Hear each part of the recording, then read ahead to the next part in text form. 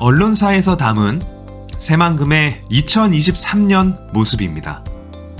개발 안 된다고 생각했던 새만금, 아직 멀었다고 생각했던 새만금이 얼마나 많이 개발되었고 눈에 보이는 건설까지 얼마 남지 않았다는 것을 확인할 수 있습니다.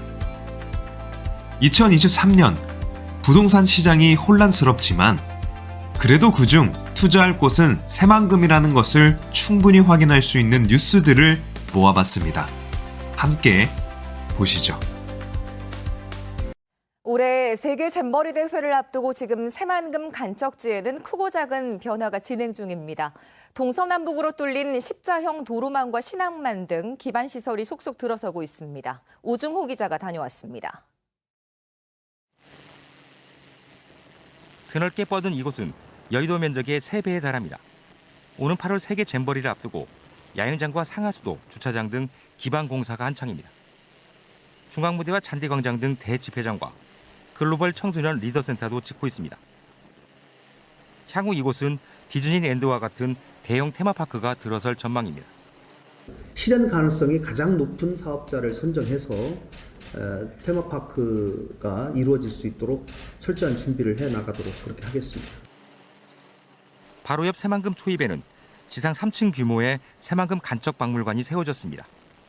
잼버리 한 달 전부터 문을 열고 본격적인 손님 맞이에 들어갈 예정입니다. 국내 첫 인공섬으로 짓는 새만금 신항만 공사 현장. 현재 좌파보드 2개 선석과 배후 물류지 공사가 진행 중입니다. 3년 뒤 부두가 개장하면 해마다 180만 톤의 선박 화물을 처리하게 됩니다. 방조제 끝에는 세계 최대 골리앗 크레인이 40층 높이로 우뚝 서 있습니다. 석 달 전 재가동을 시작한 군산조선소는 올 한 해 2천억 원어치의 선박용 블록 10만 톤을 생산합니다. 새만금 간척지에는 육상 태양광 발전 시설이 바둑판처럼 끝없이 펼쳐집니다.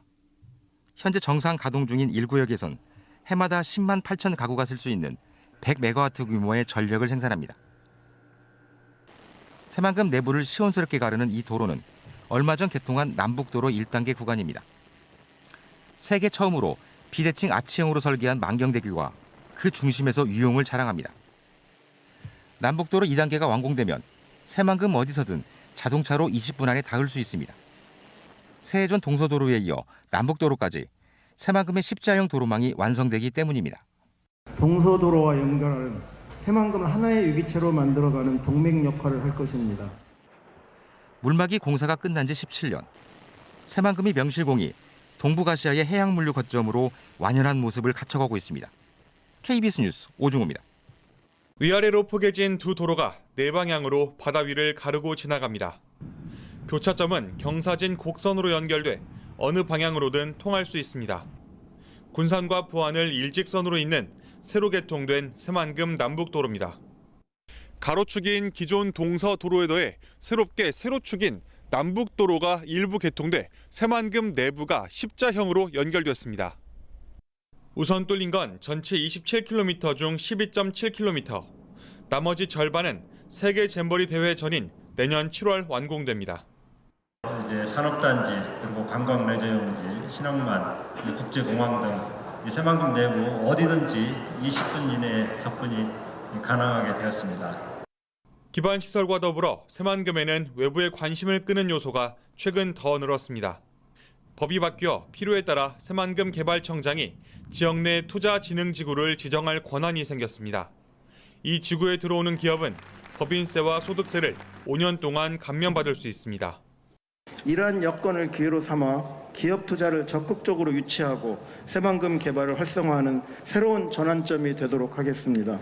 새만금의 교통 중심축인 십자형 도로가 제 모습을 갖추게 됐습니다.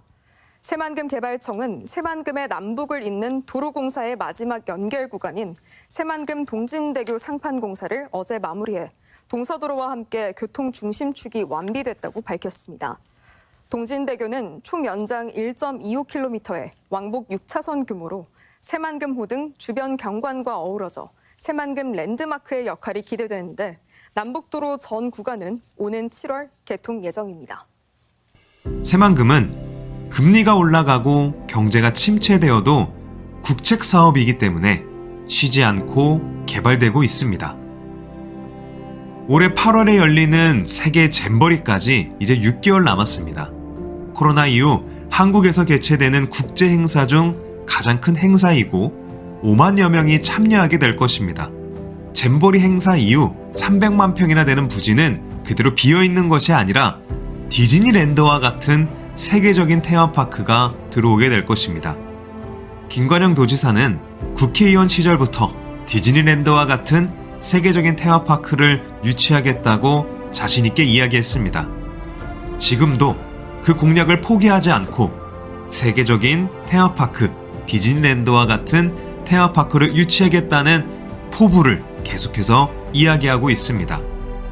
저평가되어 있지만 미래 호재와 가치가 이 대한민국에서 손가락 안에 들 정도로 큰 곳이 바로 새만금입니다. 여러분, 시장에는 영원한 하락장도 영원한 상승장도 없습니다. 현재 시장은 하락장의 바닥을 경험하고 있고 많은 전문가들은 2023년 경기는 다시 회복할 것이라 예상하고 있습니다.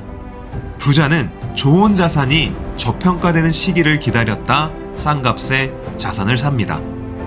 용기 있게 투자하셔서 부자의 길에 한 걸음 가까워지시기를 응원하겠습니다. 감사합니다. 부안보안관이었습니다.